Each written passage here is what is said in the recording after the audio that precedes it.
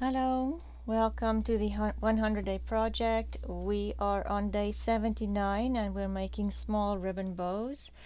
I am Marnell from Mimi's Keepsakes.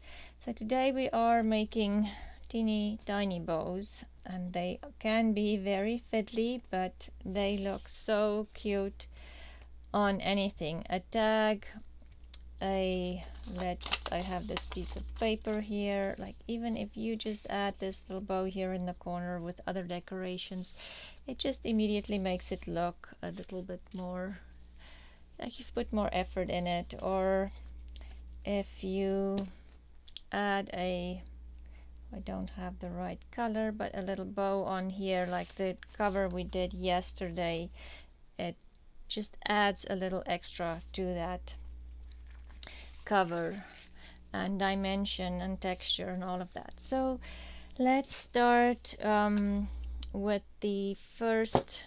Tina used two methods. Let's start with the first method. The first method, she used just a regular kitchen fork, and all you need to do is you're going to go behind the fork, wrap the ribbon around your fork, cross it in the front, then you go through that middle gap there in the fork,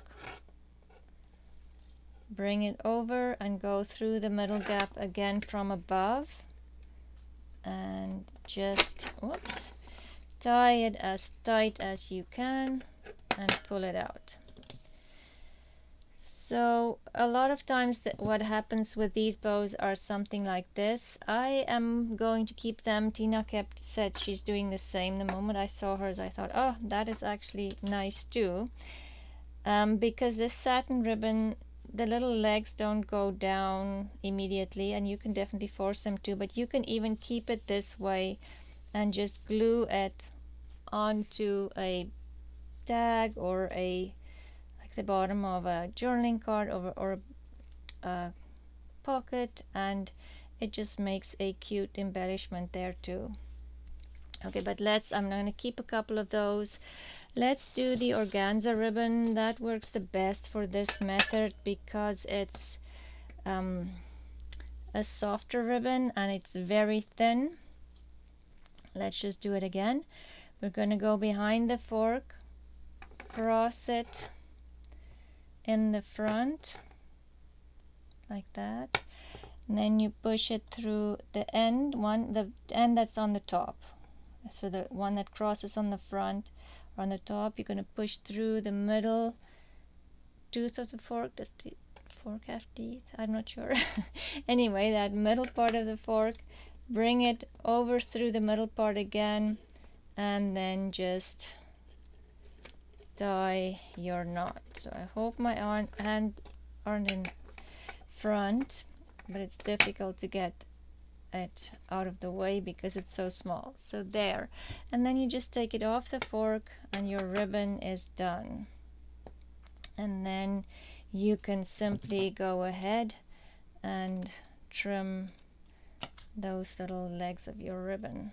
And look at that, how cute is that? Okay, so let's do it one more time. Let me find a ribbon. Like these grosgrain ribbons, I've tried it with this one, and for sure it looks cute, but as you can see, that middle part looks really big compared to the sides.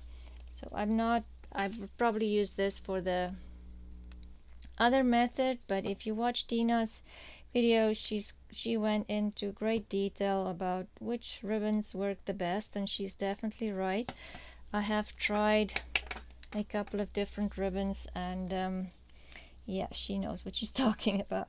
Okay, go in behind the fork, cross one way and then cross another way, and then this part that's on top, you're going to just pull through and catch on the back and bring it to the front. And so here, just keep the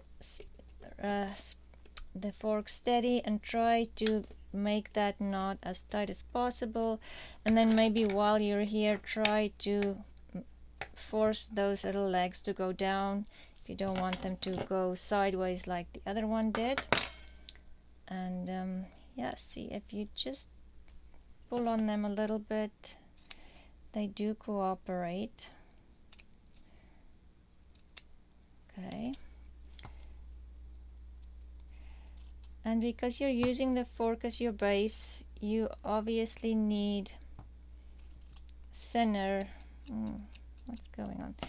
Thinner ribbon, because it's just going to be that little bit. The width of the fork will be the width of your bow, and so the legs might look very big, especially if you're doing this thick, wider ribbon. With this fork method, it might look weird. So with the fork method, I would definitely say stay with the not so wide ribbons. Let's do one last one, and then I'm just looking for a soft ribbon. One more time with the fork. So you go behind, just cross, pull it through, over, across, and then make your knot, pull it tight. Oh, I forgot to try and maneuver these. Okay, and then you just cut the little legs off, and there's your teeny tiny bow. Okay, so that's pretty easy. I have to say, and Tina said the same thing, these can be very bulky. If you can see here, that knot part, if you're using you know, bigger ribbons like the grosgrain, it is bulky. Even the organza, can be pretty bulky, that knot area. So I like the second method that Tina did better. Let's do it with this one. Again, the yellow.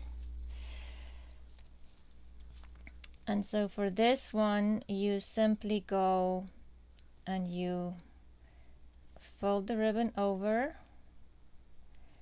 like half a bow and fold it over again, and then you'll have the bow there.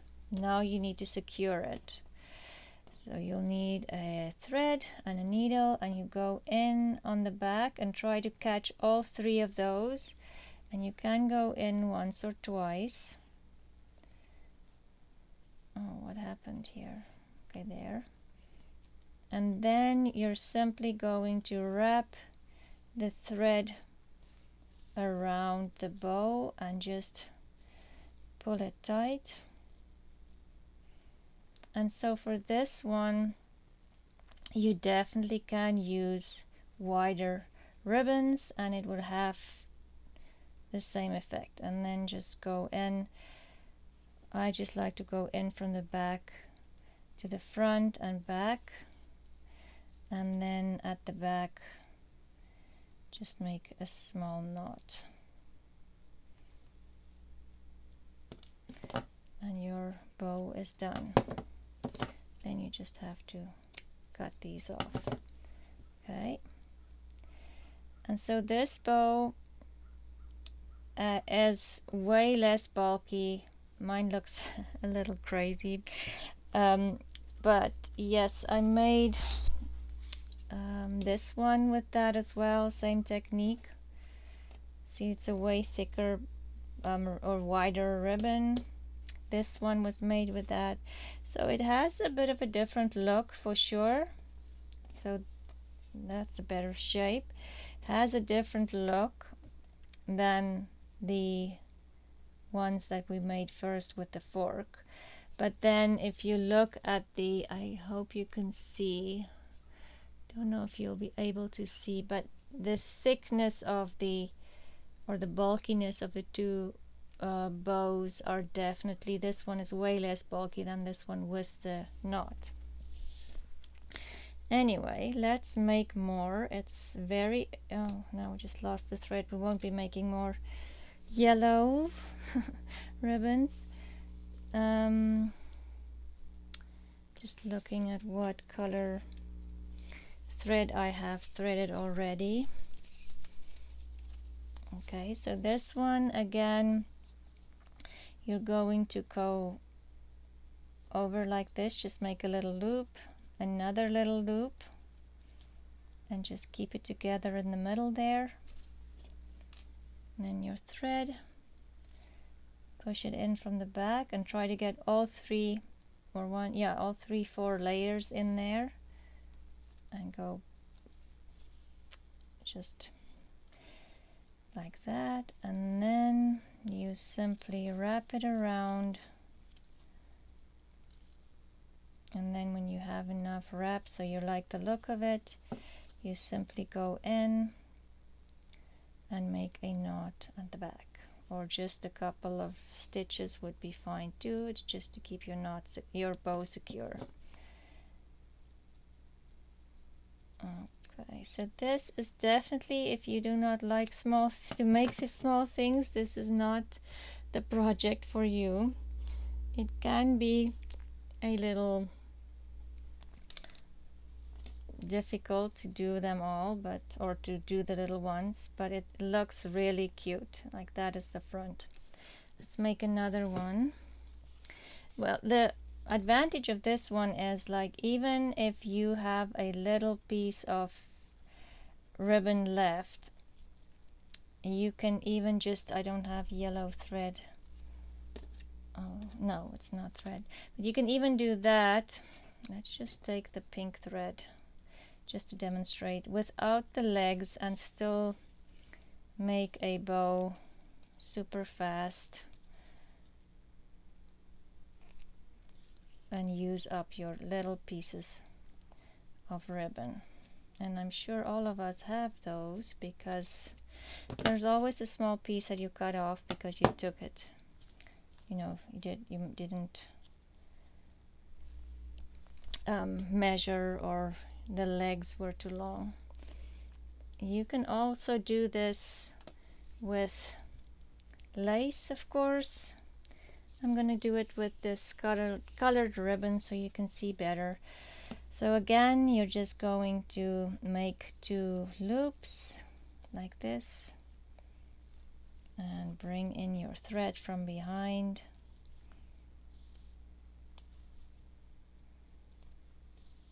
Okay, and then you simply wrap it around.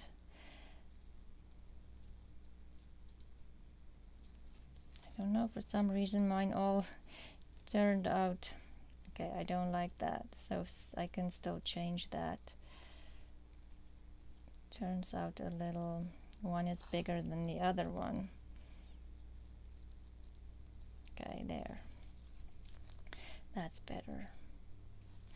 And with this, mostly the little legs will come down, but if not, you can always force them down and simply go in and add a little stitch there on the bottom to keep them together. And then you don't even need glue.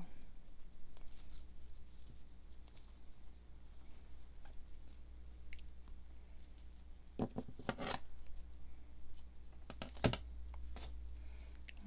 have to thread that one too. Okay. And there is your little ribbon. Let's do one more. They are honestly easy, and I'm sure there's different ways of making ribbons, not just these. If you know of any other ways, please let me know.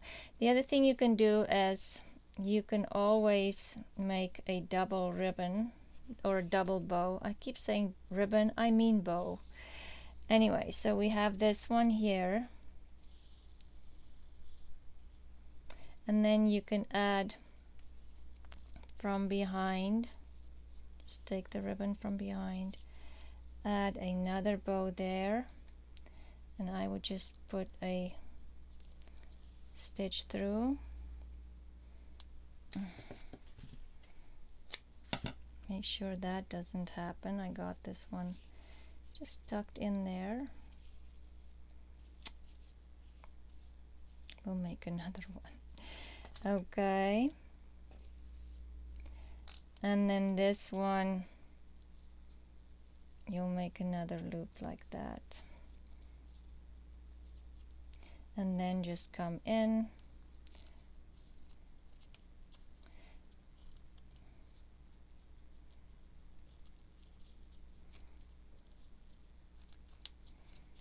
And wrap around, and then just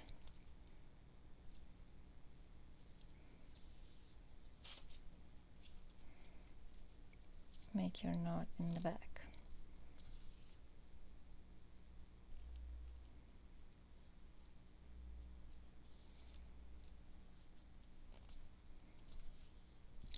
So as you can see, that's something you really want to do on camera because it can be very fiddly, but definitely something to have on hand, which would, you know, be nice to have on hand. So let's do another one of those. Just gonna do another pink one because I have only enough pink thread left, otherwise I need to stop and thread some needles again. So all you do is the same as you did the first one.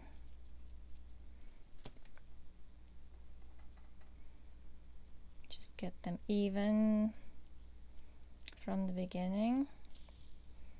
And then you take this back one and you make another loop there. And you simply put a stitch through, and again that happened. Okay, stitch through, and then this one, maybe if I put the needle down, you simply do the exact same. So now you have 4 loops in there, and just go around and pull tight.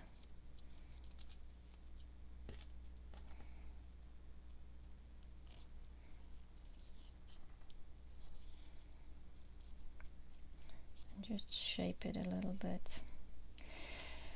And like most things, mine are uneven. I don't know why. Anyway, you get the idea. Make yours more even than mine. And it definitely takes some practice. But I think it would be great if you have some of this in a container in your craft room, and you can just add them on to some decorations. I just want to see if I can find a tag or something just to add it to the bow. Say for instance, no, that's not the right color. Just looking here for a tag in my journal. Let's use this one. So my tag is done and decorated, but let's add just a little bow there, or even on the bottom here. As you can see, it just adds some texture onto your, these aren't the right colors, but you understand what I mean. It's just, it adds a little something to your decorations. Anyway, thank you for watching today. It's day 79 and small ribbons. I'm not an expert at making ribbons, so maybe go watch Dina's videos. I'll have her videos linked in my description box. The nominees for the day 100 giveaway today is Donna and Sherry, and I'll have your, oh, and we have this one too, and I'll have your names in with your last names in the description box as well, and try to link your YouTube. account. And yes, have a great day. I will see you again tomorrow with day 80 of the 100-day project. We are definitely coming to a end here soon, at the end of the month. 20 doesn't sound like much, but it's still 20 days, so it's still almost another month to go. But thank you for watching and all your support, and I will see you tomorrow. Bye.